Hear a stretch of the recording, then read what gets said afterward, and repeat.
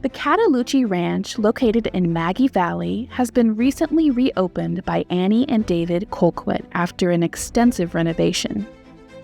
The couple, who also owns The Swag, a highly praised mountain getaway bordering the Great Smoky Mountains National Park, saw an opportunity to preserve the ranch's history and continue its legacy into the 21st century. The Colquitts have renovated the property to include the original stone walls of the ranch house and added new facilities such as the Hayloft event space, the Horseshoe outdoor amphitheater, and the Switchback restaurant.